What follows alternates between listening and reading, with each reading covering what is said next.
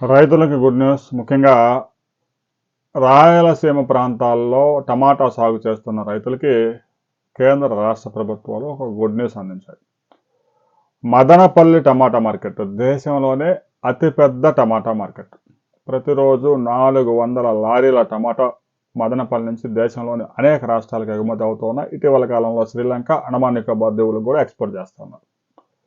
అయితే సిటీ మధ్యలో ఉన్న ఈ టమాటో మార్కెట్ కారణంగా అనేక ఇబ్బందులు ఏర్పడుతూ ఉన్నాయి రైతులకు కానీ పక్కన చుట్టుపక్కల ఉండే సరౌండింగ్స్. దాన్ని నగరానికి సమీపానికి బయటకు తరలించి 50 ఎకరాల్లో అత్యాధునిక సదుపాయాలతో మార్కెట్ నిర్మించడానికి కేంద్ర రాష్ట్ర ప్రభుత్వాలు సిద్ధమయ్యాయి. దీనికి సంబంధించిన భూమి కోసం రాష్ట్ర ప్రభుత్వం పరిశీలన జరుపుతూ ఉంది. రహదారి పక్కనే, అతిపెద్ద రహదారి పక్కనే ఈ భూమి కోసం ప్రయత్నాలు చేస్తూ ఉన్నారు. ప్రభుత్వ భూమి అందుబాటులో ఉంటే ప్రభుత్వ భూములు, లేదంటే ప్రైవేట్ వ్యక్తుల నుంచైనా భూమి కొనుగోలు చేసేందుకు కేంద్ర ప్రభుత్వం కూడా సహకారం అందించబోతా ఉంది. ఇదే విషయాన్ని 20 సూత్రాల కమిటీ చైర్మన్ ప్రకటన చేశారు.